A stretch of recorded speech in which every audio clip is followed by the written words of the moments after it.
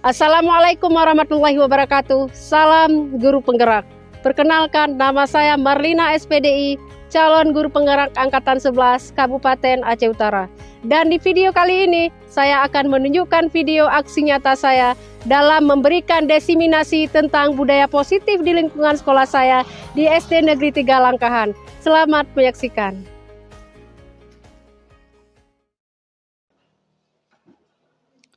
Bismillahirrahmanirrahim. Assalamualaikum warahmatullahi wabarakatuh. Hamdan syukralillah wassalatu wassalaman ala rasulillah. Asyhadu an la ilaha illallah wahdahu la syarikalah wa asyhadu anna sayyidana Muhammadan abduhu wa rasuluh. Puji dan syukur marilah sama-sama kita panjatkan kehadirat Allah Subhanahu wa taala, yang mana oleh Allah pada hari yang berbahagia ini sudah diberi kesehatan, sehat badan, tenang pikiran, hingga sudah dapat kita berkumpul di ruangan yang sederhana ini.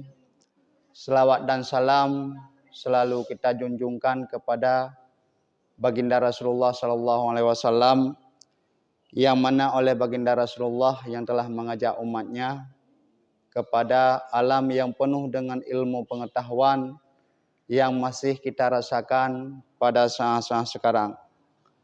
Penghormatan kepada Ibu Kepala, walaupun beliau tidak ada di hadapan kita karena beliau berhalangan. Penghormatan saya kepada seluruh Dewan Guru atau staf Dewan Guru yang ada di SD Negeri 3 Langkahan. Pada kesempatan hari ini kita ingin mendengar sedikit atau memasuki dalam acara diseminasi budaya positif di SD Negeri 3 Langkahan yang dilaksanakan oleh Ibu Marlina SPDI sebagai calon guru penggerak angkatan 11. Kita sama-sama mendengar apa yang dipaparkan nanti oleh beliau. Kita dengar dari mula sampai selesai, yang insya Allah apa yang kita kerjakan pada hari ini, semoga Allah memberi keridhaannya bagi kita bersama dan bisa kita mengambil manfaatnya. Jadi sebelum saya tutup, saya mewakili dari Ibu Kepala Sekolah mengambil waktu sejenak karena beliau berhalangan. Jadi kesediaan tempat dan waktu kita serahkan kepada Ibu Marlina sebagai calon guru penggerak angkatan 11. Hanya sekian. Assalamualaikum warahmatullahi wabarakatuh. Kepada Ibu Marlina dipersilakan dengan segala hormat. Baik Pak, terima kasih. Assalamualaikum warahmatullahi wabarakatuh. Bapak Ibu Guru, pada hari ini saya mengucapkan alhamdulillahirrahmanirrahim, wassalatu wassalamu ala asrafil anbiya'i wal mursalin wa ala alihi washabihi ajmain. Segala puji kita ucapkan kehadirat Allah Subhanahu wa taala. Kemudian selawat dan salam kita kirimkan ke pangkuan Nabi besar Muhammad sallallahu alaihi wasallam. Kemudian penghormatan saya yang pertama sekali kepada Ibu Kepala Sekolah, meskipun beliau pada hari ini tidak bisa hadir mendampingi kita. Kemudian untuk yang mewakili, penghormatan saya lagi untuk Bapak Ibu Guru yang telah bersedia meluangkan waktu pada hari ini, yaitu untuk mengikuti kegiatan yang salah satu kegiatannya adalah program dari calon guru penggerak angkatan ke-11, yaitu tentang diseminasi budaya positif yang kita adakan di SD Negeri 3 Kecamatan Langkahan. Baik Ibu, kita lanjutkan, yaitu salam dari saya, salam guru penggerak. Nah, jadi ini ada sedikit permainan Ibu Bapak. Ini adalah yuk senyum selama 30 menit. Mengingat tadi kita paginya tadi ada kegiatan, kita mengajar dan sebagainya, yang mungkin pada sore hari ini kita sedikit mengalami kelelahan. Ini adalah ada permainan yuk senyum selama 30 menit, 30 detik, maaf 30 detik, yaitu untuk menumbuhkan aura kita. Karena kita berbicara pada hari ini adalah tentang positif, jadi mohon kepada Bapak Ibu untuk berdiri sejenak. Jadi kita buat permainan tentang yuk senyum selama 30 detik. Ayo Bapak Ibu coba saling berhadapan dengan kawan di sampingnya. Dengan kawan yang berada di sampingnya. Kemudian ayo saling berpandang-pandangan. Kemudian lihat mulutnya masing-masing. Oke, tepuk tangan untuk kita semua. Nah, terima kasih Bapak Ibu, silakan duduk kembali.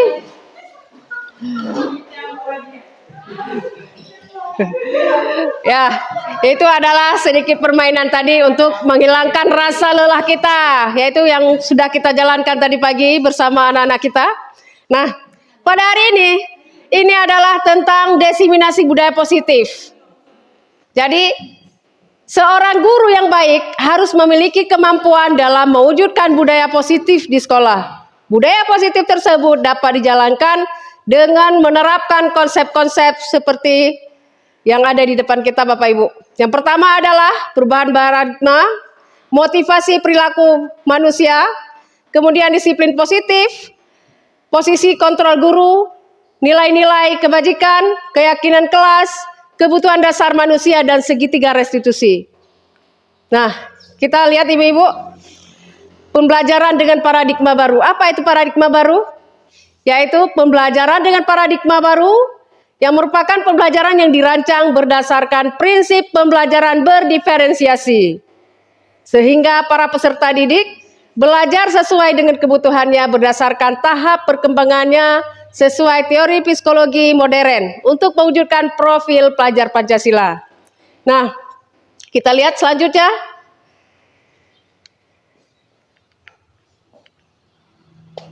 Ada 6 karakter dalam profil pelajar Pancasila. Yang pertama, beriman dan bertakwa kepada Tuhan Yang Maha Esa dan berakhlak mulia, mandiri, berkebinaan global, bergotong royong, kreatif, dan bernalar kritis. Oke, di sini Bapak Ibu, adanya miskonsepsi tentang teori kontrol. Apa itu teori kontrol? Yaitu yang pertama ilusi guru mengontrol murid, cara kita mengontrol murid. Kemudian ilusi bahwa semua penguatan positif itu efektif dan bermanfaat. Kemudian ilusi bahwa kritik dan membuat merasa bersalah mampu menguatkan karakter. Kemudian ilusi bahwa orang dewasa itu berhak memaksa. Jadi ini adalah miskonsepsi kita sebagai guru. Jadi kadang-kadang kita di situ mempunyai ilusi bahwa kita itu orang dewasa, jadi berhak untuk memaksa siswa. Nah, ini kita lihat mengubah paradigma stimulus, respon ke pendekatan teori kontrol. Kita lihat stimulus respon. Stimulus respon itu ada realistis atau kebutuhan kita itu sama. Tetapi kita lihat teori kontrolnya, realistis atau kebutuhan kita itu berbeda. 2, semua orang melihat hal yang sama. Kita lihat di teori kontrolnya, semua orang memilih gambaran itu berbeda. Kemudian stimulus respon, yang ketiga, kita mencoba mengubah orang agar berpandangan sama dengan kita. Nah, kita lihat di teori kontrolnya, kita berusaha memahami pandangan orang lain tentang dunia. Yang keempat, stimulus respon, perilaku buruk dilihat sebagai suatu kesalahan. Tetapi di teori kontrolnya, semua perilaku memiliki tujuan. Kemudian stimulus respon, orang lain bisa mengontrol kita. Tetapi sebaliknya di teori kontrol, Anda tidak bisa mengontrol orang lain. Keenam, saya bisa mengontrol orang lain. Tetapi di teori kontrol, saya bisa mengontrol orang lain. Yang ketujuh, pemaksaan ada pada saat bujukan gagal. Kita lihat di teori kontrolnya, kolaborasi dan konsensus menciptakan pilihan-pilihan baru. Dan yang terakhir, model berpikir menang atau kalah. Tetapi di teori kontrolnya, model berpikir menang dan menang. Nah, motivasi perilaku manusia. Ada 3 perilaku manusia. Yang pertama, untuk menghindari ketidaknyamanan atau hukuman. Yang kedua, untuk mendapatkan imbalan atau penghargaan orang lain.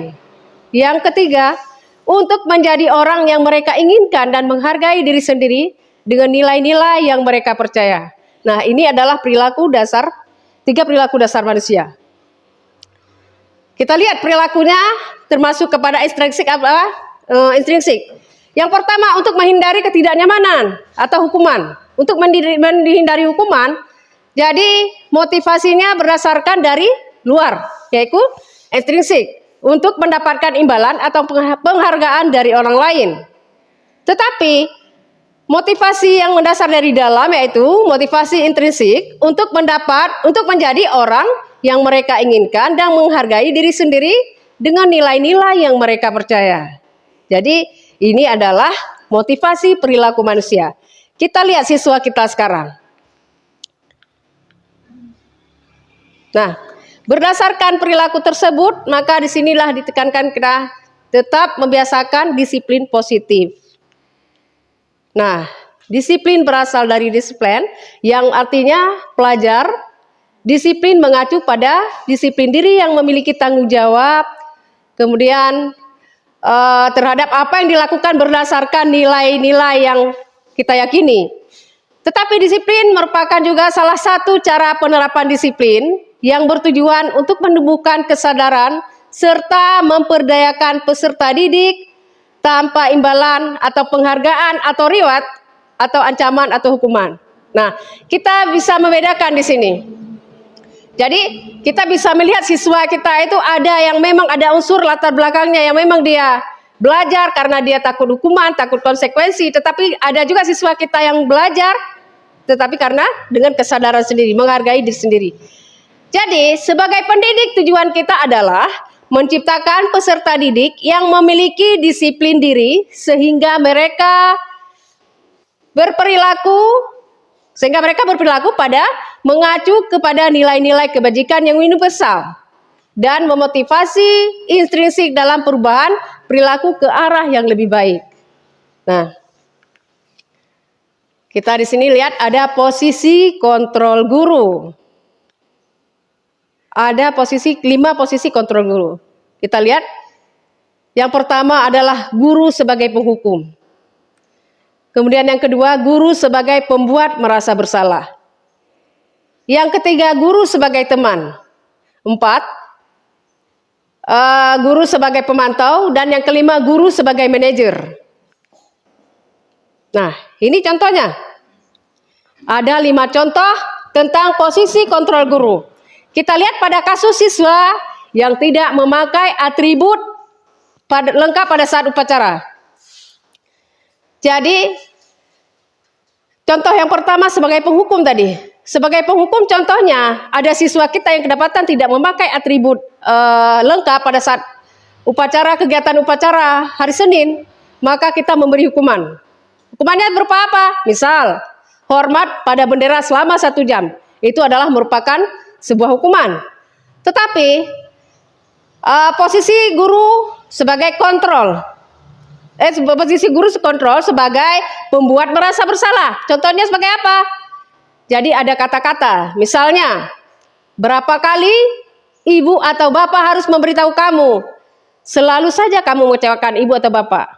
Nah, jadi kata-kata itu adalah memposisikan diri kita sebagai pembuat merasa bersalah. Jadi seorang siswa yang sudah melakukan kesalahan tadi dia merasa menyesal dengan mendengarkan kata-kata kita seperti itu.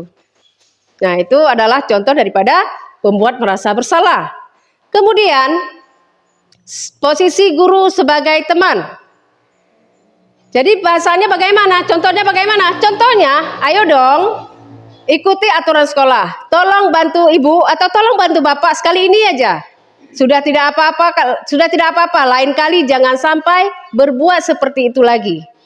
Nah, itu kata-kata seperti itu adalah contoh kita memposisikan diri kita guru itu sebagai teman bagi mereka, teman bagi siswa kita. Kemudian yang keempat, sebagai pemantau. Kadang-kadang kita guru itu sering tanpa kita sadari, kita sering memposisikan diri kita itu sebagai pemantau. Contohnya bagaimana? Contohnya, kamu sudah melanggar peraturan di sekolah. Kamu tahu nggak konsekuensinya? Jadi setiap perkataan yang kita yang kita sampaikan kepada siswa kita itu seakan-akan kita memang berhak memberi konsekuensinya. Kita menanyakan konsekuensinya apabila dia melakukan kesalahan. Jadi setelah upacara kamu balik atribut ke koperasi dan jangan diulangi lagi. Nah, kata-kata seperti itu adalah contoh kita sebagai guru yang memposisikan diri kita itu sebagai pengontrol. Kemudian yang terakhir, yang kelima, sebagai manajer. Contoh daripada guru yang memposisikan dirinya sebagai manajer bagaimana? Kita lihat contohnya, apakah kamu tahu kesalahanmu? Kira-kira bagaimana untuk memperbaiki kesalahanmu? Maka di saat siswa kita sedang melakukan kesalahan, sedang melanggar aturan, maka di situ kita menanyakan, apakah kamu tahu kesalahanmu? Jadi dengan kita bertanya seperti itu, si murid itu akan memikir dia akan mikir, apa kesalahan dia tadi? Dia sedang berbuat apa? Jadi setelah itu kita lanjutkan, kira-kira bagaimana kamu memperbaiki kesalahan kamu? Jadi dengan kita mengajukan pertanyaan seperti itu, dia mencari solusi. Dengan mencari solusi dirinya sendiri, dia tahu, dia menjawab, oh ya Bu, seperti ini. Nah, ini adalah contoh kita memposisikan diri kita guru itu sebagai manajer bagi siswa kita. Kita lihat, ada nampak Bapak Ibu? Kurang ya? Sedikit saya perbesarkan.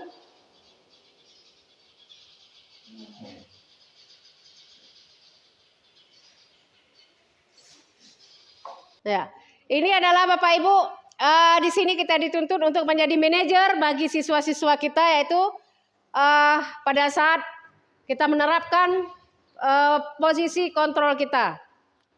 Nah, di sini adalah sebagai contohnya kita lihat Bapak Ibu. Ini ada posisi kontrol identitas gagal, identitas berhasil atau sukses. Kemudian identitas berhasil atau sukses kontrol diri. Kita lihat di sini sebagai penghukum, pembuat merasa bersalah. Kemudian sebagai teman, sebagai pemantau, dan sebagai manajer. Nah, kita lihat Bapak Ibu, ini adalah sebagai guru berbuat. Jadi pada saat penghukum, di situ adalah kita menghardik mereka. Menghardik, menunjuk-nunjukkan, kemudian menyakiti, menyindir, itu adalah bentuk hukuman yang kita berikan kepada siswa-siswa kita.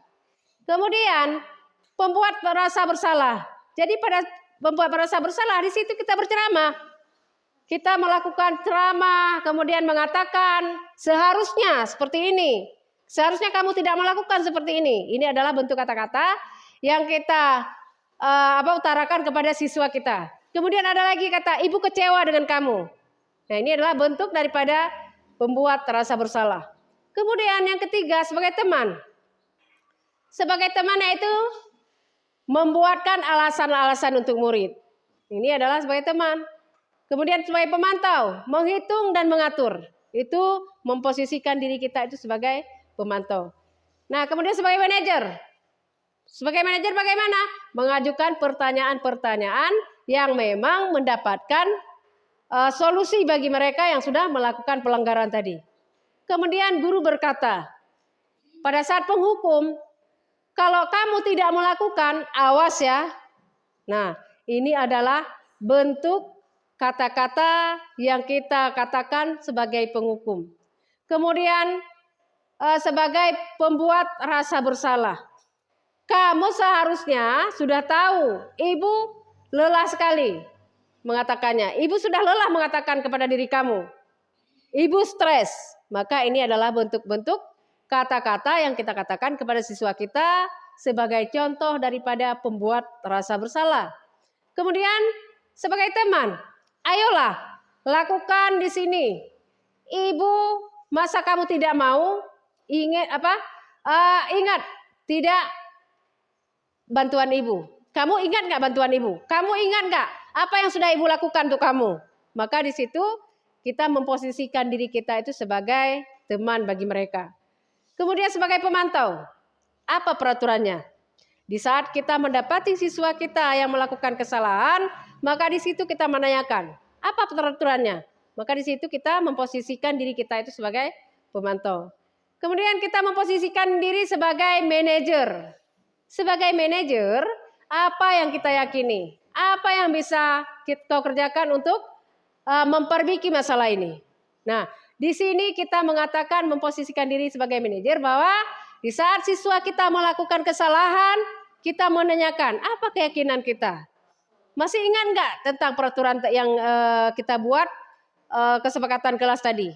Maka di situ mereka mencari solusinya untuk memperbaiki kesalahan yang sudah mereka buat. Kemudian hasilnya, kita melihat hasil daripada penghukum tadi. Di saat kita mengatakan, kalau kamu tidak melakukan, awas ya, kamu akan merasakan seperti ini. Maka hasilnya bagaimana? Menjadi pemberontak, menyalahkan diri sendiri, menyalahkan orang lain, berbohong. Maka itu adalah hasil daripada kita melakukan, memposisikan diri kita itu sebagai penghukum. Kemudian di saat hasil daripada kita melakukan memposisikan diri kita sebagai pembuat merasa bersalah, yaitu menyembunyikan atau menyangkal atau berbohong. Ini adalah hasil daripada kita melakukan pembuat rasa bersalah.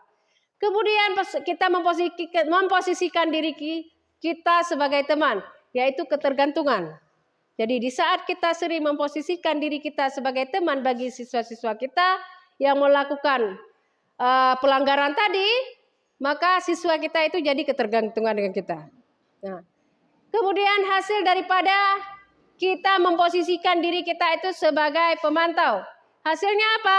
Hasilnya adalah menyesalkan diri bila tidak diawasi. Jadi setiap gerak-gerik mereka kita awasi, tetapi hasilnya menjadi menyesali diri bila tidak diawasi. Nah, mereka ingin selalu kita awasi. Di saat kita awasi, mereka akan melakukan hal yang baik. Tetapi di saat kita tidak mengawasi, maka mereka akan berbuat sesukanya. Ini adalah bentuk daripada hasil posisi kita itu sebagai pemantau. Kemudian sebagai menghargai diri sendiri, menguatkan profil. Nah, ini adalah hasil daripada manajer. Membuatkan profil, misalnya menguatkan pribadi mereka.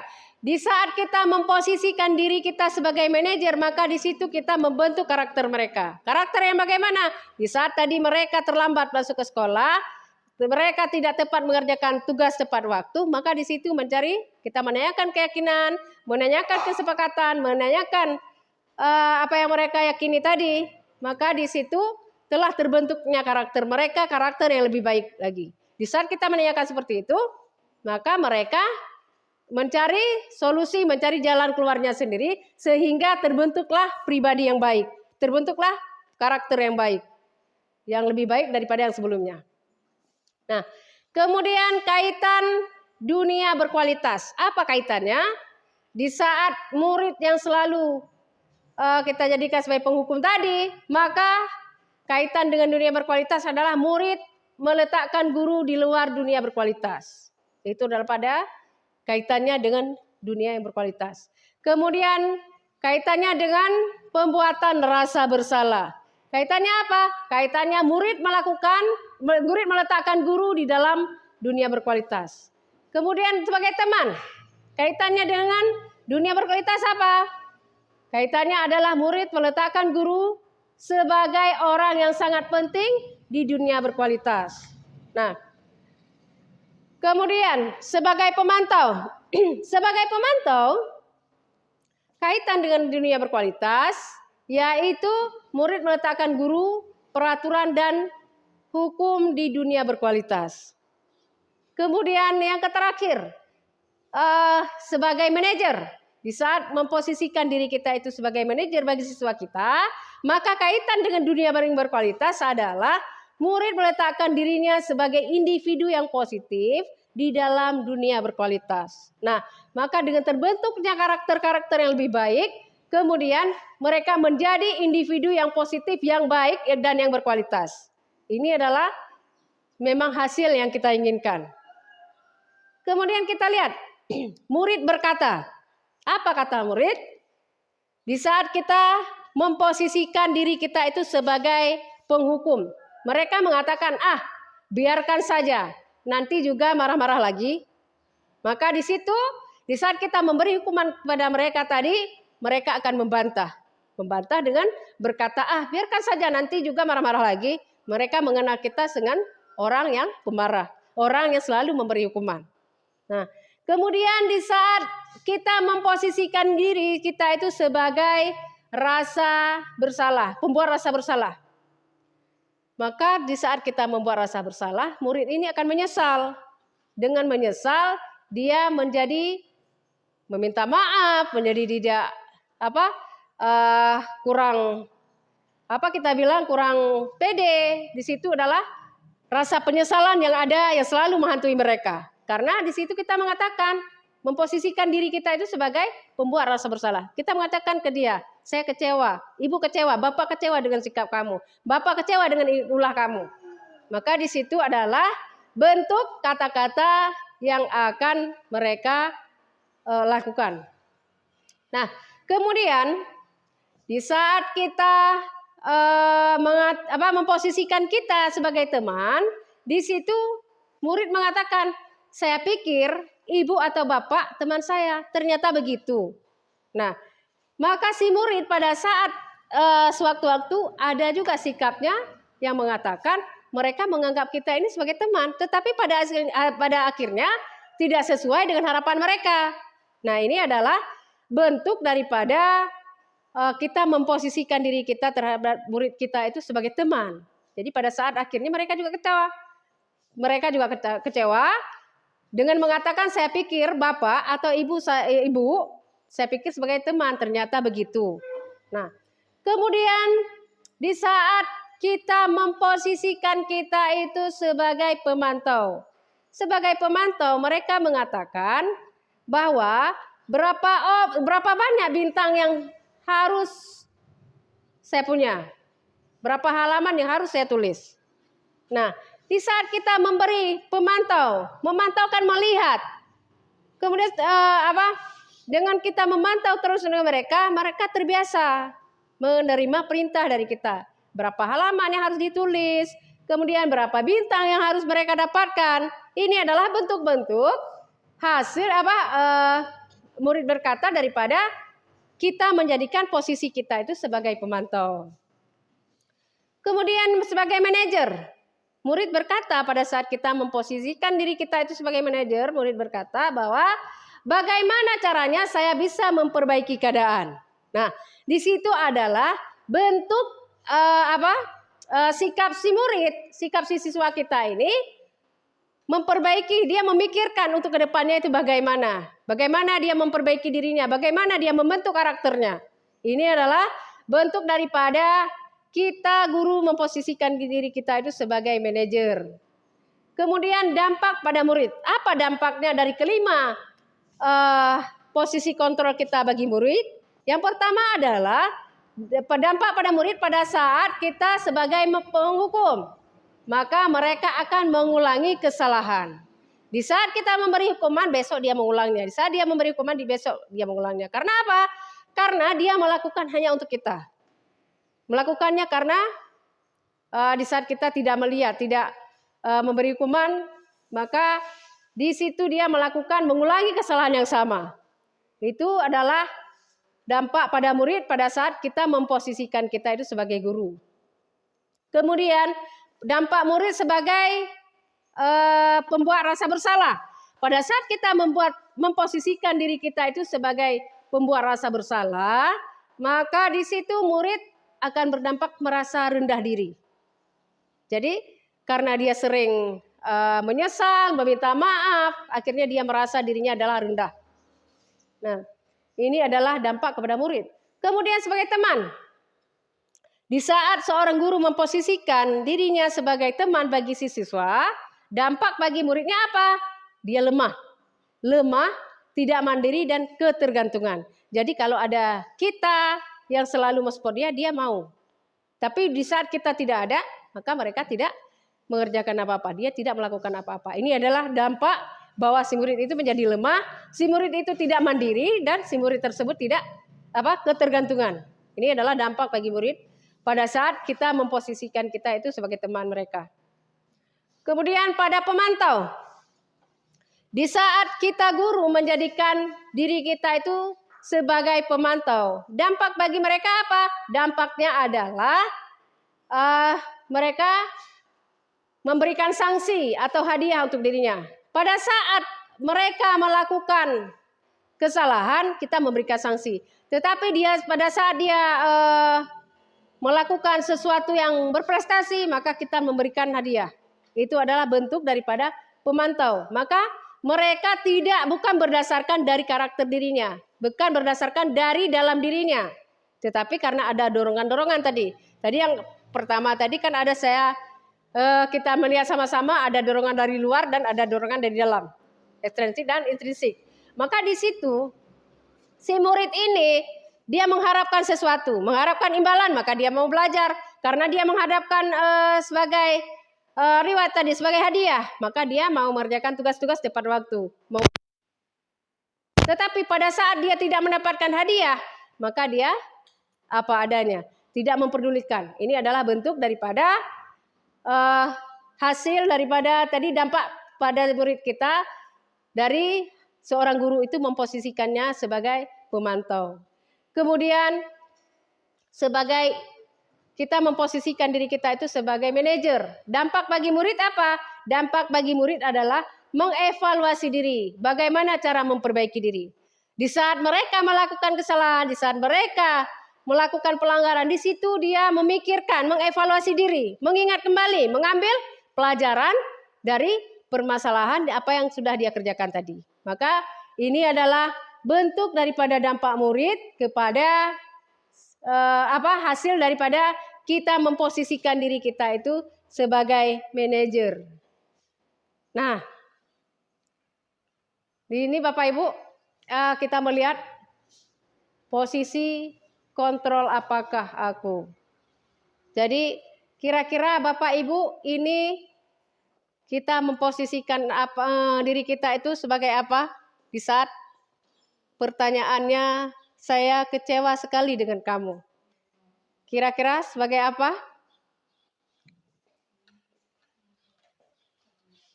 Kira-kira sebagai apa? Bapak Ibu?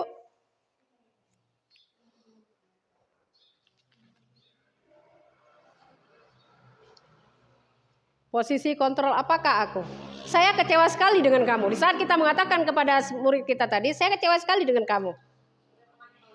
Sebagai pemantau. Boleh ada yang lain? Mungkin yang berbeda pendapat? Bapak Ibu?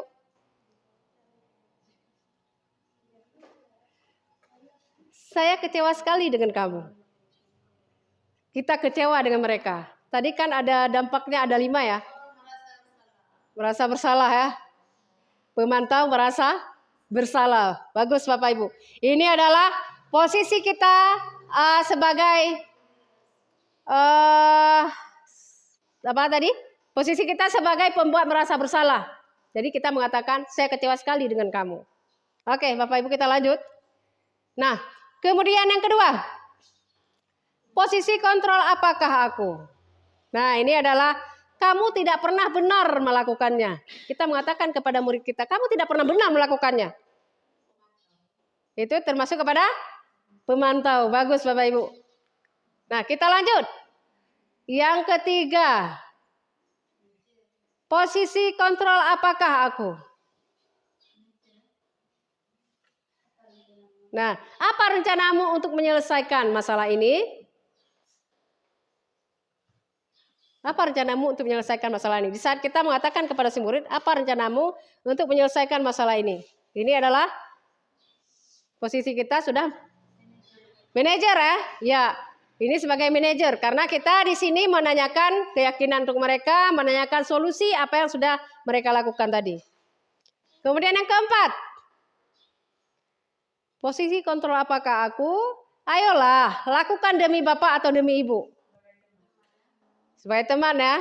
Nah, ini sebagai teman. Kemudian yang terakhir Bapak Ibu, yang kelima, posisi kontrol apakah aku? Kamu tidak pernah mendapat nilai jika kamu tidak mengerjakan tugas. Ya, ini penghukum ya. Nah, kita lihat di sini. Ini adalah 5 posisi kontrol guru. Yang pertama, motivasi. Identitas gagal atau kontrol dari luar. Kemudian identitas berhasil atau sukses, kontrol dari luar. Identitas berhasil atau sukses, kontrol diri.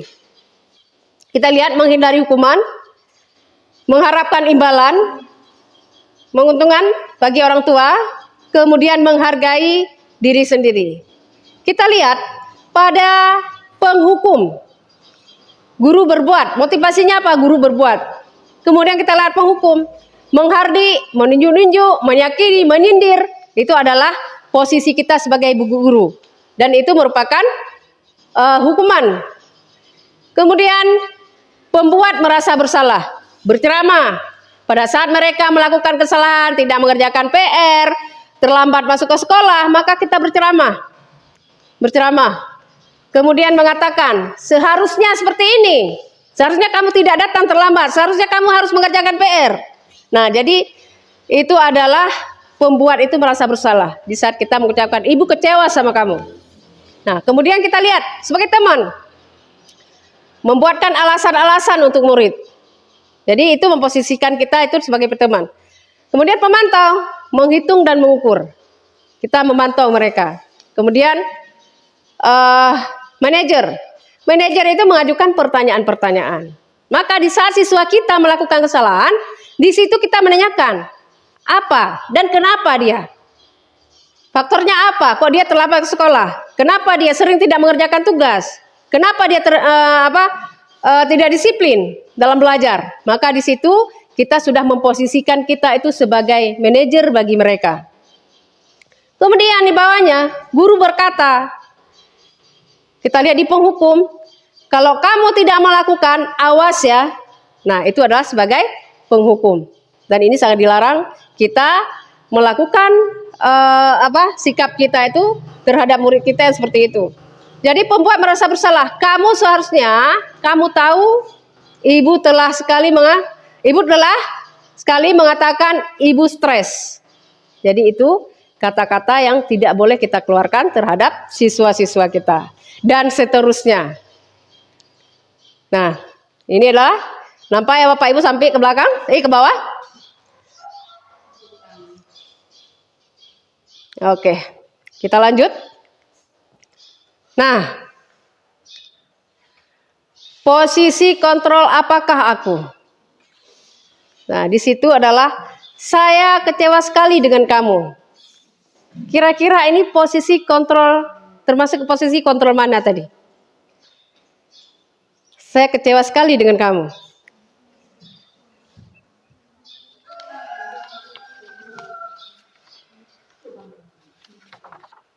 Bagaimana Bapak Ibu? Kira-kira termasuk ke posisi kontrol apa? Kontrol siswa. Ya, kita mengontrol siswa. Maka saya kecewa sekali dengan kamu. Maka di situ adalah kita memposisikan diri kita itu sebagai pembuat merasa bersalah. Karena apa? Karena kita kecewa dengan kelakuan dia. Maka di situ kita sudah memposisikan diri kita itu sebagai guru yang membuat merasa bersalah. Kemudian yang kedua, posisi tidak pernah benar. Kamu tidak pernah benar melakukannya. Kamu tidak pernah benar melakukannya.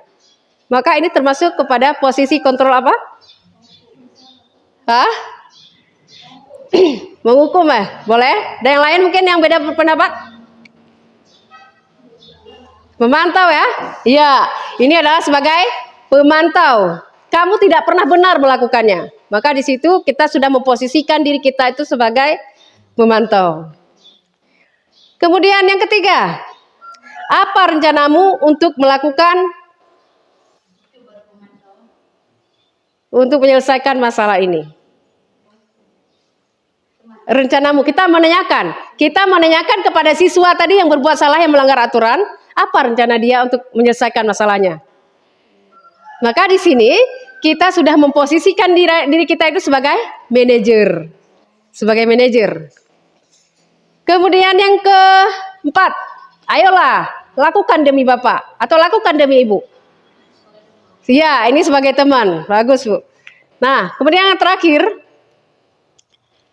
kamu tidak pernah mendapatkan nilai jika kamu tidak mengerjakan tugas. Iya, ini adalah sebagai penghukum. Maka posisi kontrol guru, di antara kelima posisi kontrol tersebut, sebaiknya seorang guru menggunakan posisi kontrol sebagai manajer. Maka disarankan kita memposisikan kita itu terhadap murid kita itu sebagai manajer. Karena apa? Karena di saat kita memposisikan diri kita sebagai manajer, maka di saat mereka melakukan kesalahan, di saat mereka melanggar aturan, di situ dia mencari jalan keluarnya sendiri, mencari solusi bagaimana dia menyelesaikannya. Nah, kita di sini dituntut memposisikan diri kita sebagai guru itu sebagai manajer bagi mereka. Kemudian posisi sebagai manajer yaitu guru dapat berbuat sesuatu bersama murid, mempersilahkan murid untuk bertanggung jawab, kemudian mendukung murid agar mereka bisa lebih baik ke depannya.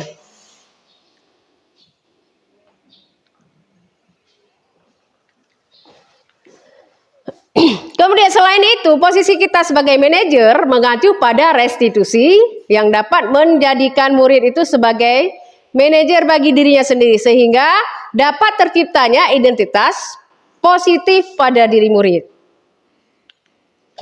Nah, kita lihat ada 3 nilai yang kita sepakati bersama, lepas dari suku, agama, bahasa, dan latar belakang mereka. Maka kita lihat ada 3 ini. Yang pertama, profil pelajar Pancasila, kemudian e-Propimerier atau program PYP, yang ketiga adalah keterampilan hidup. Kemudian kita lihat profil pelajar Pancasila, beriman dan bertakwa kepada Tuhan Yang Maha Esa dan berakhlak mulia, berkebinekaan global, gotong royong, mandiri, kreatif, dan bernalar kritis. Kemudian program PYP yaitu toleransi, rasa hormat, integritas, mandiri, menghargai, antusias, empati, keingintahuan, kreativitas, kerjasama, percaya diri, dan komitmen. Kemudian yang ketiga, keterampilan hidup. Keterampilan hidup itu dapat dipercaya, lurus hati, pendengar yang aktif, tidak merendahkan orang lain, dan memberikan yang terbaik dari dirinya. Nah, keyakinan kelas. Ini adalah kita sudah pernah melakukan keyakinan kelas mungkin. Jadi keyakinan kelas itu adalah guru berperan dalam mewujudkan terbentuknya keyakinan sekolah atau kelas dengan adanya kesepakatan antara guru dan murid. Jadi kesepakatan kelas ini adalah bentuk kesepakatan kita antara kita guru dengan murid di kelas, yaitu membuat sebuah kesepakatan yang mengandung nilai-nilai positif. Jadi kesepakatan kelas ini dibuat dengan singkat dan mudah diingat. Sedikit, singkat, dan mudah diingat. Ini adalah yang harus kita lakukan. Kemudian keyakinan sekolah atau kelas berupa pernyataan yang universal, yang mudah diingat dan dipahami, dan harus diterapkan di lingkungan sekolah dan lingkungan kelas kita. Nah, ini adalah contoh keyakinan kelas yang saya buat di kelas saya sendiri, Bu. Ini adalah sebagai contohnya. Nah, kita lihat di sini ada kebutuhan dasar manusia. Nah, Bapak Ibu guru, sebelum kita lanjutkan, kira-kira apa yang termasuk kepada kebutuhan dasar manusia? Tempat tinggal, oke. Pakaian, makan, Ada lain mungkin? Nah, kita lihat. Kebutuhan dasar manusia adalah segala sesuatu yang kita lakukan untuk mendapatkan apa yang kita inginkan. Jadi seluruh tindakan yang kita lakukan memiliki tujuan tertentu dan semua usaha terbaik yang kita lakukan adalah dalam rangka agar kebutuhan dasar kita itu terpenuhi dengan baik. Nah, ini adalah 5 kebutuhan dasar manusia. Yang pertama tadi, bertahan hidup. Jadi tempat tinggal juga termasuk kepada contoh kebertahan hidup. Kemudian yang kedua, kasih sayang dan rasa diterima. 3, penguasaan. 4, kebebasan. Dan yang kelima, kesenangan. Nah, ini adalah 5 contoh kebutuhan dasar manusia. Bertahan hidup. Jadi bertahan hidup, tempat tinggal, rumah, kemudian makanan, pakaian, keamanan dan kesehatan. Itu adalah termasuk kepada contoh bertahan hidup. Kemudian yang kedua, kasih sayang dan rasa diterima. Jadi contohnya bagaimana? Yaitu rasa diterima, dipedulikan, berbagi, kerjasama, menjadi bagian dalam kelompok. Itu adalah bentuk daripada kebutuhan dasar manusia, itu kasih sayang dan rasa diterima. Kemudian yang ketiga, penguasaan. Penguasaan adalah harga diri atau keinginan untuk dianggap, memimpin, berprestasi, diakui, didengar. Itu adalah bentuk daripada contoh penguasaan. Kemudian kebebasan. Kebebasan contohnya apa? Yaitu mandiri, memiliki pilihan, mencoba hal yang baru, mengendalikan arah dirinya. Itu termasuk kepada contoh kebebasan. Kemudian yang terakhir adalah kesenangan. Nah, kesenangan adalah bermain, humor, antusias, tertawa, dan lain-lain. Nah, kita lihat di sini. Ini adalah bentuk hukuman, konsekuensi, dan restitusi. Apakah sama hukuman dengan konsekuensi? Bapak Ibu? Beda ya? Nah, kita lihat hukuman. Hukuman itu tidak terencana, tiba-tiba. Itu berupa hukuman. Kemudian murid tidak tahu apa yang akan terjadi atau tidak terjadi. Kemudian bersifat satu arah, berupa hukuman fisik atau psikis. Jadi itu adalah bentuk daripada hukuman. Kemudian konsekuensi. Konsekuensi terencana. Contoh tadi kita membuat keyakinan kelas. Setiap kita membuat keyakinan kelas, misalnya masuk kelas tepat waktu. Nah, jadi kalau mereka terlambat masuk ke sekolah, apa konsekuensinya? Jadi konsekuensinya adalah terencana atau disepakati sesuai peraturan yang berlaku. Kemudian murid tetap dibuat tidak nyaman. Itu adalah bentuk daripada konsekuensi. Kemudian sikap guru selalu memonitor murid. Jadi kita selalu memonitor mereka. Ini adalah bentuk konsekuensinya. Jadi restitusi adalah dapat dipercaya, lurus hati, pendengar yang aktif, tidak merendahkan orang lain, dan memberikan yang terbaik dari diri. Contohnya tadi, pada saat kita pembuatan keyakinan kelas, di situ ada konsekuensinya, ada aturan, ada konsekuensinya. Kemudian cara kita menyelesaikan masalahnya bagaimana? Yaitu dengan cara restitusi. Kita menjadi pendengar yang baik di saat mereka membuat kesalahan, melanggar aturan. Di situ kita tanyakan apa faktor dia, kenapa dia berbuat. Maka di saat dia menceritakan, kita jadikan diri kita itu sebagai pendengar yang baik. Kemudian kita tidak merendahkan dia, menghargai apa yang dia katakan. Itu adalah restitusi, bentuk daripada restitusi.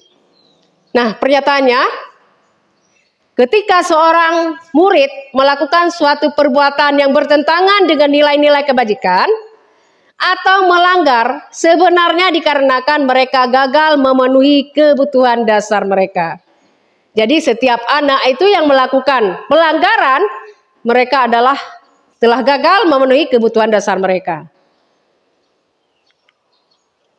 Nah, segitiga restitusi. tahapan dalam segitiga restitusi. Ada 3 macam: menstabilkan identitas, validasi tindakan yang salah, dan menanyakan keyakinan. Nah, Bapak Ibu, ini menstabilkan identitas. Jadi menstabilkan identitas adalah dilakukan berdasarkan prinsip bahwa pembuat kesalahan adalah bagian dari proses pembelajaran yang nantinya akan menggeser identitas gagal ke arah yang identitasnya yang sukses. Ini adalah bentuk daripada menstabilkan identitas. Contoh menstabilkan identitas. Yang pertama, berbuat salah itu hal yang manusiawi. Tidak ada manusia yang sempurna. Kita pasti bisa menyelesaikan permasalahan ini. Maka dari situ kita mensupport mereka, mengatakan bahwa berbuat itu adalah hal yang manusiawi. Jadi ibu tidak mencari tahu siapa yang benar dan siapa yang salah. Ibu lebih tertarik untuk menyelesaikan masalah ini. Pada saat mereka melanggar aturan, kita tanyakan, maka di situ kita katakan bahwa kita tidak mencari siapa yang benar dan siapa yang salah. Tetapi kita ingin menyelesaikan masalah di antara mereka. Kemudian yang ketiga, kalau kamu menyalahkan diri kamu sendiri terus-menerus, apakah kamu bisa bersikap baik kepada diri kamu sendiri? Itu adalah bentuk-bentuk pertanyaan sebagai contoh menstabilkan identitas. Kemudian, yang kedua, validasi tindakan yang salah. Validasi tindakan yang salah dilakukan berdasarkan prinsip bahwa setiap perilaku berupaya memenuhi suatu kebutuhan tertentu. Sehingga guru atau orang tua akan bergeser dari pemikiran stimulus, respon menjadi proaktif. Serta akan lebih mengenali dan mengakui kebutuhan murid atau kebutuhan anak. Nah, kita lihat contohnya, Bapak Ibu. Ini adalah contoh validasi tindakan yang salah. Kamu pasti punya alasan mengapa kamu melakukannya. Jadi itu adalah bentuk kalimat yang kita katakan kepada murid kita. Jadi apa yang penting bagi kamu? Kita menanyakan apa yang penting bagi mereka. Kemudian kamu boleh tetap berusaha menjaga sikap itu, tapi tambahkanlah sikap yang lain, sikap yang baru.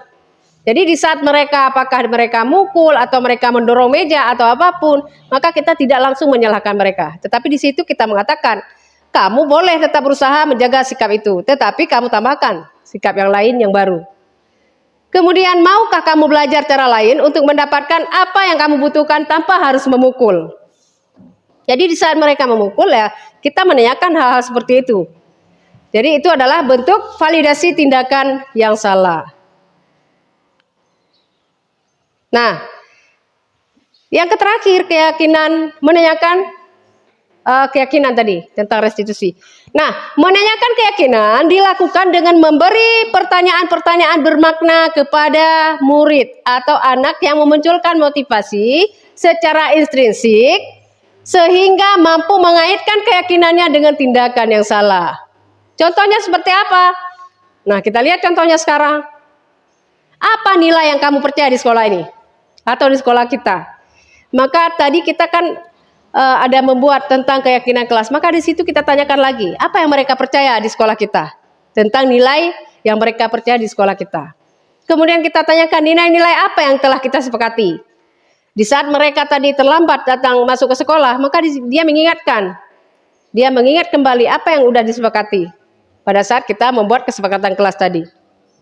Nah, kemudian kamu ingin menjadi anak seperti apa? Maka kita tanyakan ke mereka. Mereka ingin menjadi anak seperti apa? Kemudian ketika kamu melakukan itu, kamu ingin menjadi orang yang seperti apa? Itu adalah bentuk-bentuk pertanyaan pada saat kita melakukan restitusi daripada menanyakan keyakinan. Nah, ini bentuk studi kasus. Studi kasus, coba Bapak Ibu perhatikan. Ini adalah Ibu Siti, guru wali kelas 5B, sedang bingung menghadapi ulah salah satu murid di kelasnya. Aldi, beberapa orang anak telah mengeluhkan Aldi yang seringkali meminta bekal makan siang mereka dengan paksa. Jika Anda menghadapi situasi seperti Ibu Siti, apa yang akan Anda lakukan? Menurut Anda kira-kira apa Aldi melakukan hal itu? Nah, kira-kira bagaimana Bapak Ibu kalau misalnya posisi Ibu Siti itu menjadi di diri kita? Maka hal apa yang kita lakukan terhadap sikap Aldi tadi? Nah, ini adalah alasan Aldi. Jadi yang pertama alasan Aldi adalah karena ia lapar dan orang tuanya tidak membawakan bekal makan siang, maka kebutuhan dasar yang sedang berusaha dipenuhi oleh Aldi adalah kebutuhan untuk bertahan hidup atau survival. Jadi di saat Aldi melakukan kesalahannya tadi, maka dia punya alasan bahwa dia itu ingin memenuhi kebutuhan bertahan hidup, yaitu untuk memenuhi makan. Itu alasan yang pertama. Kemudian kita melihat lagi alasan Aldi yang kedua. Karena dia merasa senang temannya ketika jadi memperhatikan dia. Jadi temannya melaporkan tindakan si Aldi itu pada gurunya dan gurunya memberitahu orang tuanya sehingga orang tuanya jadi memperhatikan dia. Maka kebutuhan dasar yang sedang dipenuhi Aldi adalah kebutuhan akan kasih sayang dan rasa diterima. Jadi ini adalah bentuk Aldi ingin memenuhi kebutuhan rasa kasih sayangnya. Jadi di saat dia mengganggu kawannya, maka di situ terjadi kasus dan setelah dapat laporan ke gurunya, dapat laporan sama orang tuanya, maka dengan begitu orang tuanya jadi memperhatikan dia. Ini adalah alasan karena dia membutuhkan kasih sayang dan rasa diterima. Kemudian yang ketiga, alasan Aldi karena temannya jadi takut dengan dia dan karena temannya jadi takut dengan dia dan menuruti keinginannya. Maka sebetulnya Aldi itu sedang berusaha memenuhi kebutuhan dasar akan kekuasaan. Ini adalah alasan Aldi yang ketiga. Nah, alasan Aldi yang keempat. Karena dia merasa bosan dengan makanan yang dibawakan ibunya dari rumah. Karena ibunya selalu membawakan bekal yang sama. Oleh karena itu, dia ingin mencoba makanan beraneka ragam. Jadi teman-temannya teman Aldi itu sedang berusaha memenuhi kebutuhan akan kebebasan. Kalau tadinya dia memakan makanan yang itu aja dari rumah, maka dengan dia melakukan hal seperti itu, dia mempunyai tujuan bahwa ia ingin kebebasan, kebutuhan akan kebebasan. Kemudian yang kelima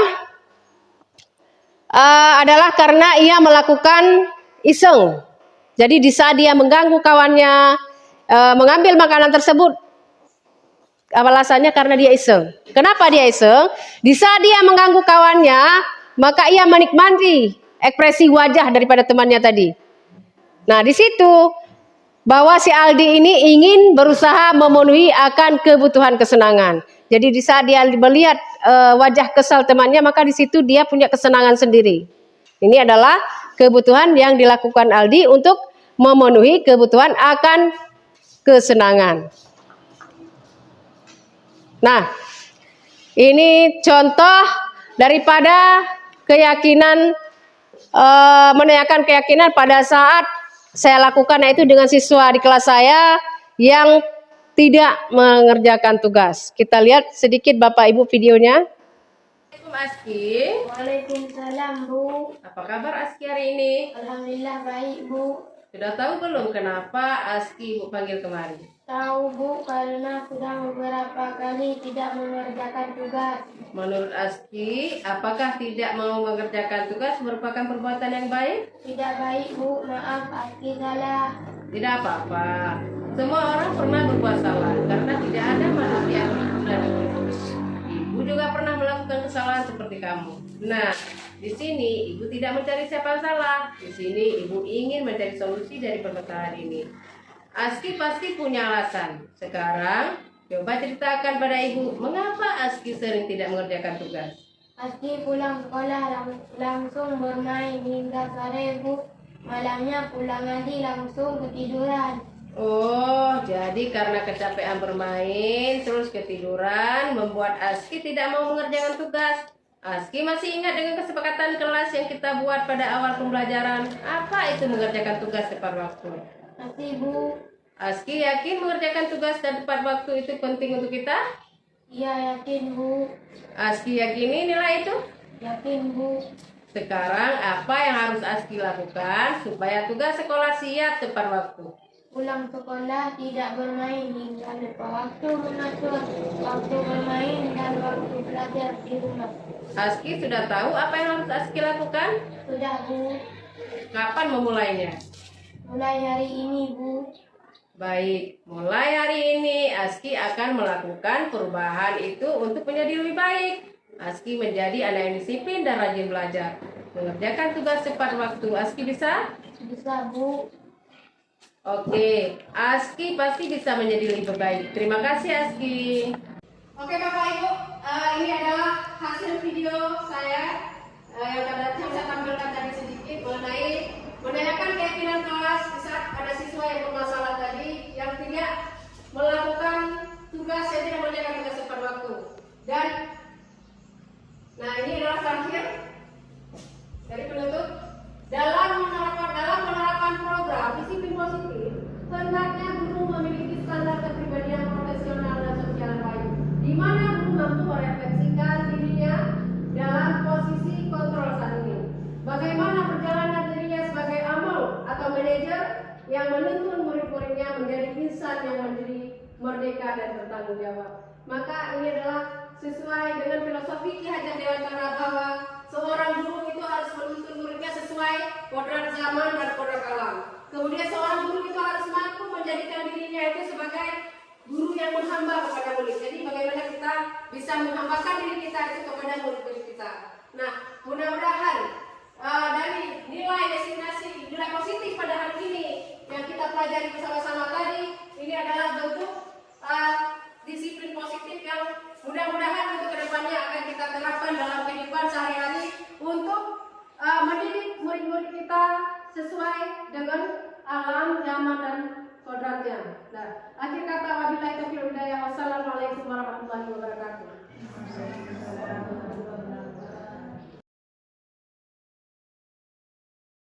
Assalamualaikum. Assalamualaikum warahmatullahi wabarakatuh.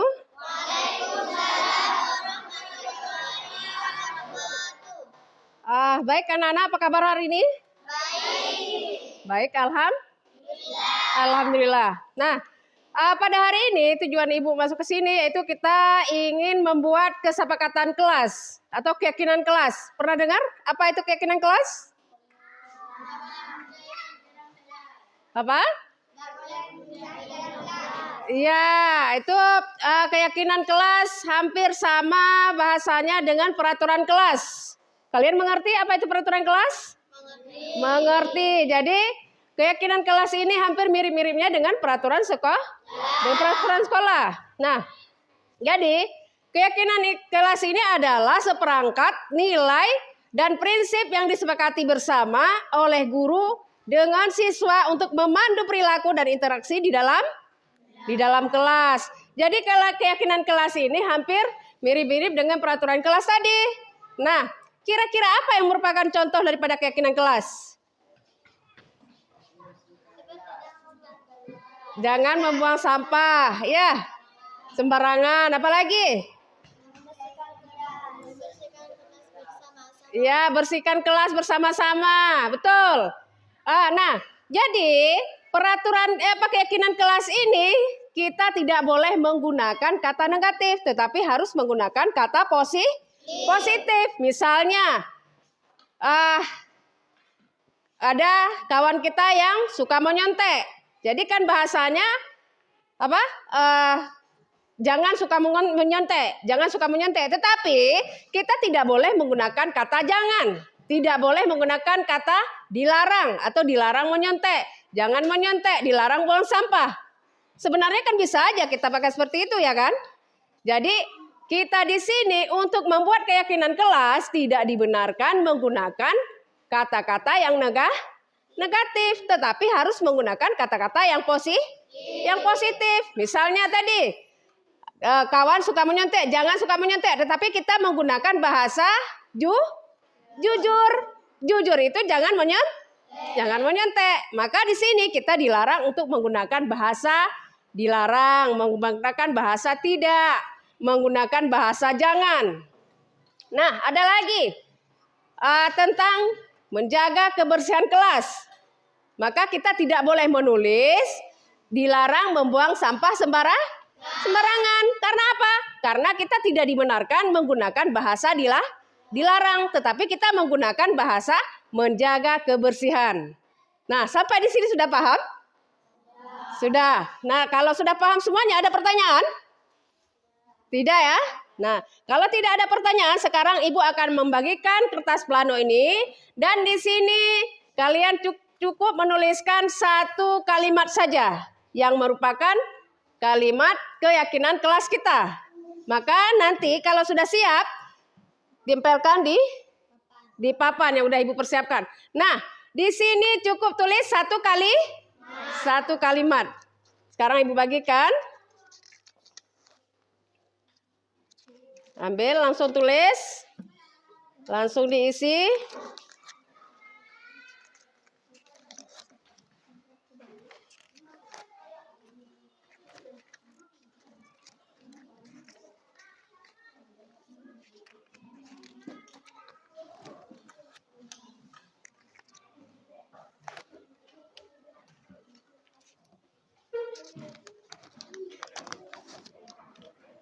Yes.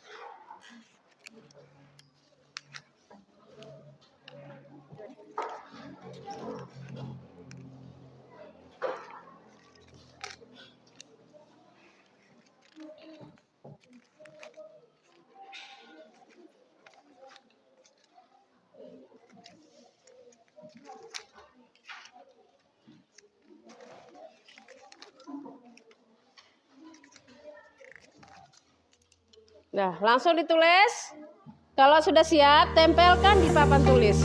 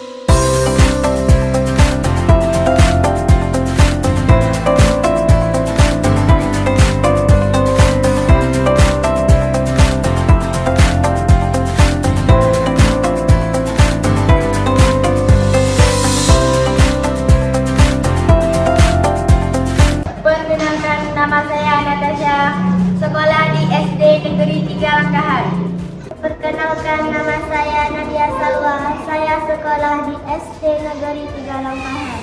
Perkenalkan, nama saya Muhammad Fatal, sekolah di SD Tiga Langkahan. Perkenalkan, nama saya Muhammad Ali dari SD Tiga Langkahan. Sangat penting.